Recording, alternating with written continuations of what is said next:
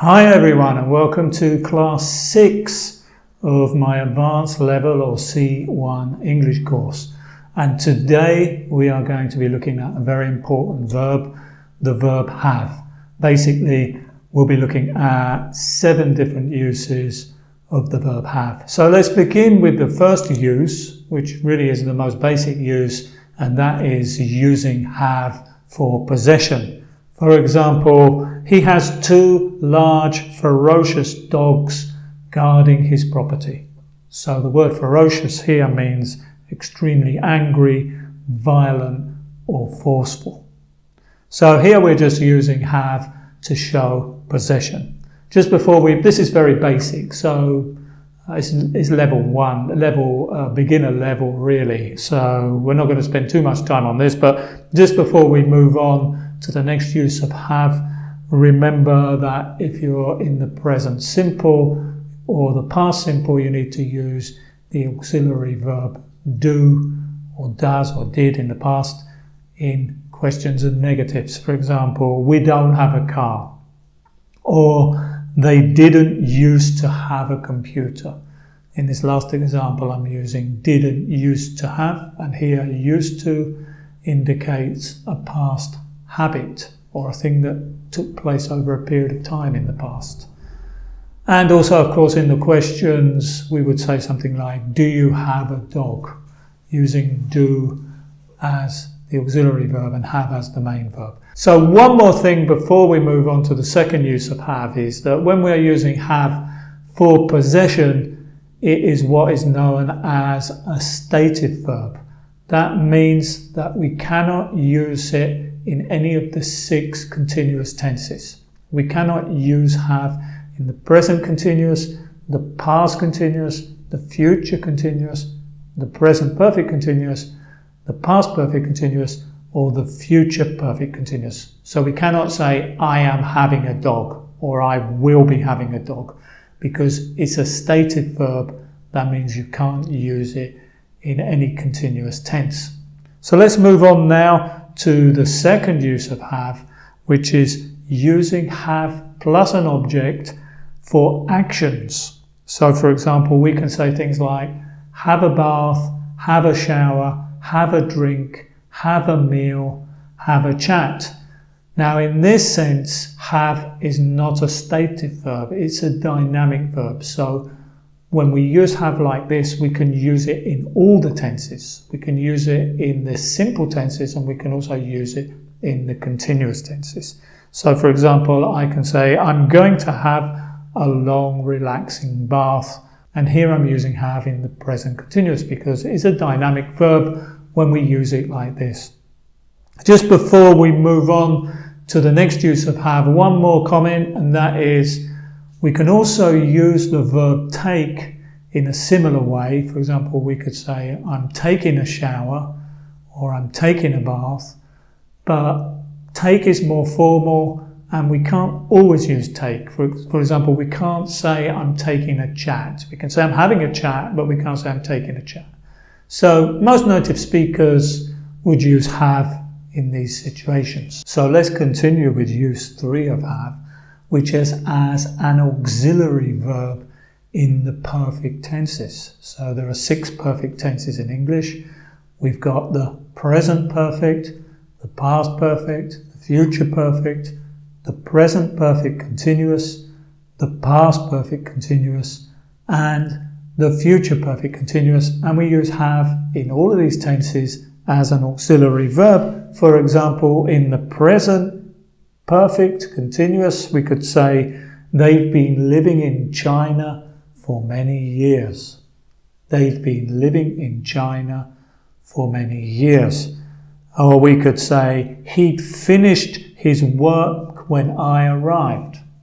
He'd finished his work when I arrived. Here, I'm using the past perfect, had. Had is the past of have, obviously. And I'm using the contraction here, he'd. In the first one, I was using the contraction they've. This is the way most native speakers speak, using contractions. So before we continue with the next use of have, just remember that to form questions in these tenses where have is used as an auxiliary verb, we need to change the order of the subject and the auxiliary verb have. So an example of questions would be something like, what have you been doing? What have you been doing? Notice the way I pronounced what have here. I'm reducing it to what have. What have you been doing? Or have you ever been skiing? In the second example, putting in the adverb ever emphasizes that I'm asking you about your entire life from the day you were born until now. Let's carry on with use number 4 of have, which is the phrase have to, which we use for obligation. So we use this phrase especially when we're referring to obligation imposed by others, rules and regulations. So for example, I had to work a 10-hour shift. I had to work a 10-hour shift. Here the word shift refers to the amount of hours that a person works. We use it with phrases like night shift or day shift or sometimes twilight shift. Another example could be a question, something like, do I really have to work this Sunday? Just before we move on, don't forget the negative form, which is, you don't have to wear a suit in this office. Don't have to. Doesn't mean prohibition, it means non-necessity. So if I say, you don't have to wear a suit in this office, it means it's not necessary to wear a suit in this office. Not that it's prohibited. It's not necessary to wear a suit in this office, but if you want to, you can. Let's move on to use number 5 of the verb have, which is have plus the object plus the past participle to say that you ask somebody to pay or do something for you. For example, where do you have your hair cut? Where do you have your hair is the object, cut is the past participle of cut. Actually, it's cut in the present, cut in the past, and cut in the past participle. Another example would be, I had my car repaired, had plus my car object, repaired, past participle of repair, which is a regular verb, in the local garage. I had my car repaired in the local garage. Compare that with I repaired my car. I repaired my car means I did it myself. I had my car repaired means somebody else did it for me. Let's move on to the 6th use of have, which is have got, which is also used for possessions. So we use have got for possessions. For example, using the same example that I used earlier, he's got 2 large ferocious dogs guarding his property. He's got 2 large ferocious dogs guarding his property. So this means exactly the same thing as he has 2 large ferocious dogs guarding his property. Question would be, have you got any money? Have you got any money? The meaning here is exactly the same as do you have any money? Do you have any money or have you got any money? So depending on the native speaker, both forms could be used. This way of talking about possession, have got, is generally more common in British English, and in American English it's more common to just use have. For example, do you have a car?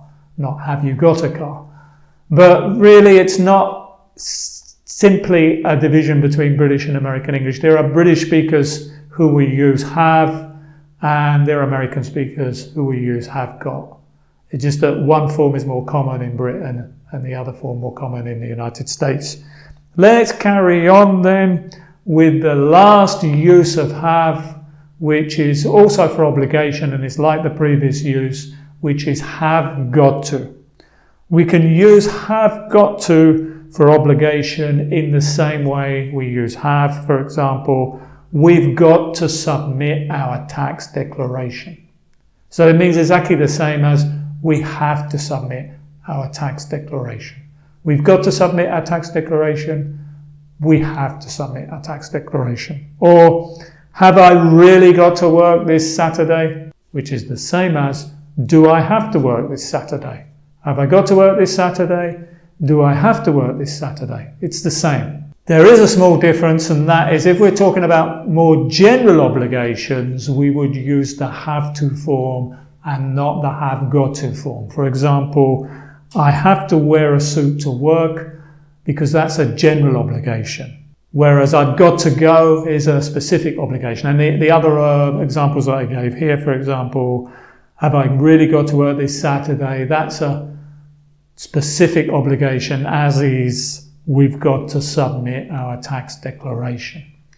Okay, very good. That's all for this class, class 6 of my advanced level English course, C1. And I hope to be back soon with some more. So see you soon. Bye.